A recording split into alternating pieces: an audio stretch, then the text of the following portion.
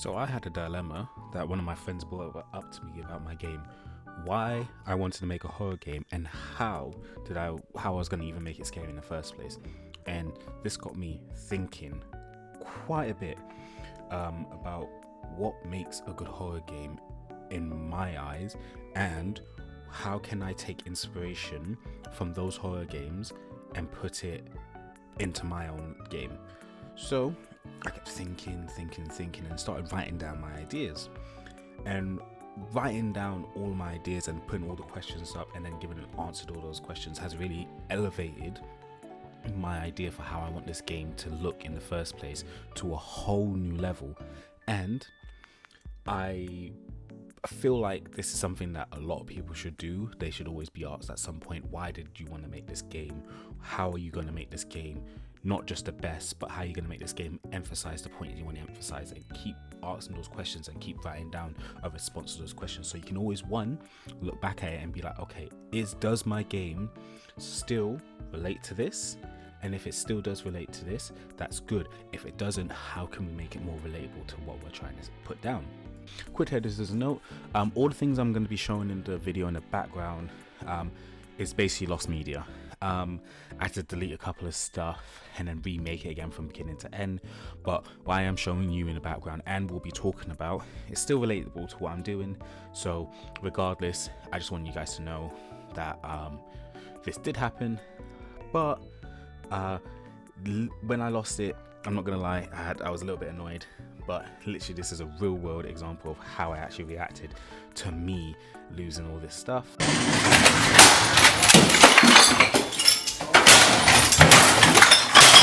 I'll put some sort of markers in the bottom right or something saying lost media, and when that goes, that means like what you're seeing is the actual more up-to-date footage of what's actually in game. Okay.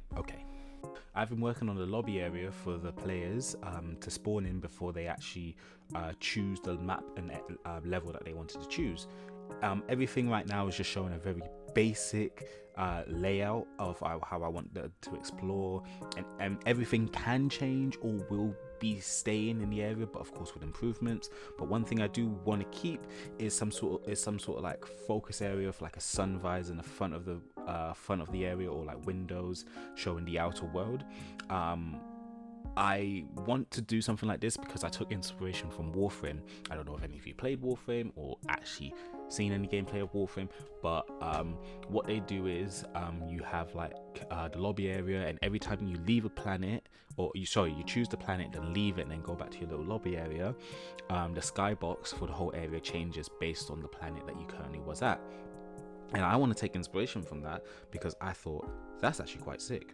And doing something like that would be quite interesting. So I thought, let me recreate something similar to that aspect and actually recreate something like that for myself.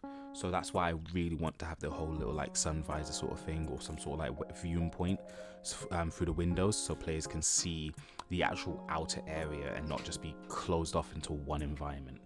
So I've been working on improving my save game as well as the servers.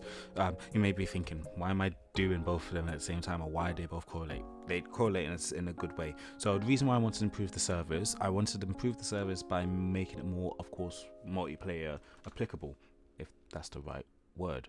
Maybe isn't, but I wanted to make it more multi-game applicable. So I worked on just improving it, and just in general, like redoing it from the ground up, improving the actual like joining of the actual server by making it public or private, which I'm still improving and working on it to this date, don't worry.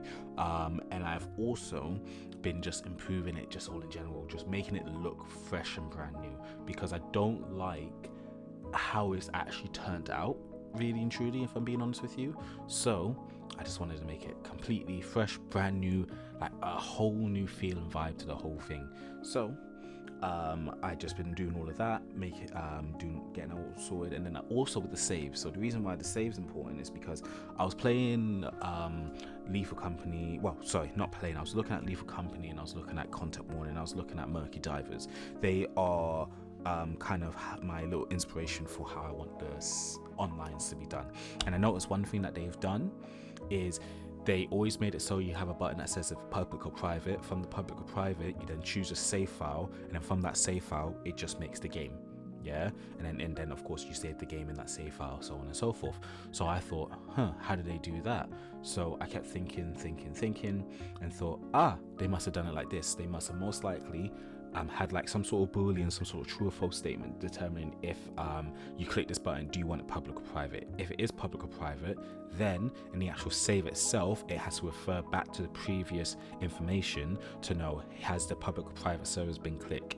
If it has been clicked, depending if it's private, for example, it will make sure to go to a specific branch that says private only, and then make the level that's a private server, not a public server, and then of course create the save, and then of course it will load the save based if there's already a save on there or not, and then they would do the same thing if it was public. So I decided just to recreate basically that, and because I've done that, it's actually been working. Like, I've had no problems, no complaints, no nothing, and I feel like that was a big step forward. So I done that, made it and implemented it and tested it.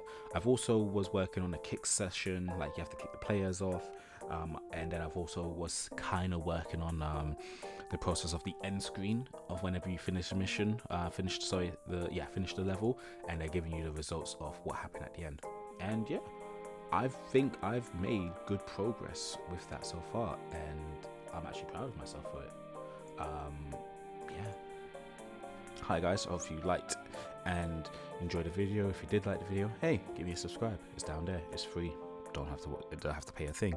But I want to say this, like I said this in every video, thank you for all the people who watched my previous videos, and thank you for the couple of new subscribers I have. Hi, welcome. And I hope you guys did actually enjoy this video and like learn something new. I learned something new by doing all these sort of games, doing this game from beginning to end.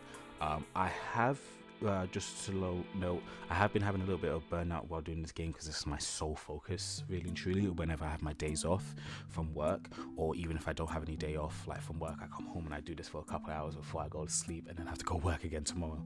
So I'm not taking a break from this, but I probably may do a slower down version of the video. Like, it will take me a little bit more longer to do than usual.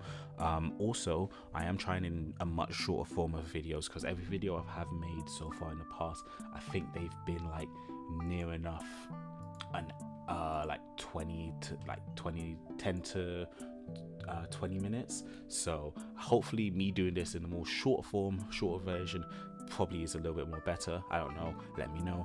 Also, one thing I realized, because I'm actually not that smart, I realized none of my videos in none of my previous videos had the comment sections on. I'm very sorry about that. If anyone's actually noticed, I have fixed it. I have noticed, and I've gone back on all of them to do it, and I'll make sure this video has a comment section on. So please tell me, what do you like, what do you think, do you guys want to see more videos, what do you all that sort of stuff. And I will ask my previous question I asked last time. Do you guys think I should do a Twitch, like dedicate one day on Twitch, as well as doing YouTube as well, of videos like showcasing like me making the game from beginning to end, well, throughout the stream. And then yeah, would that be interesting to you lot? Would that not be? Please let me know. Also, what other things could I do for this game? What do you think I could do that I haven't thought of already I can make for this game? I may be doing a lot more things in the future as well for implementing this game, either doing a Patreon, a Discord server, and so on and so forth. So all these sort of stuff will be at some point in the future, but I want to know from all of you lot before I decide to do it myself. Should this stuff be implemented? Should it not be implemented? And so on and so forth. Because I want to I do want to like have a community or people like giving me ideas and talking to me throughout the game making process. So please let me know. Like, I'm pretty much most of the time doing this all by myself, with the few help from my friends every so often. But at the end of the day, it's just me. So I just want to know, what do you guys think? But yeah, like I said, like, subscribe, and yeah, come back for the next video. Maybe be a little bit longer than usual, instead of like every 2 weeks or every like 3-4 weeks. But yeah, it's just because I'm having a little bit of burnout, and like I just want to either focus on other things or just take more time to give you guys actual good videos. So yeah, bye.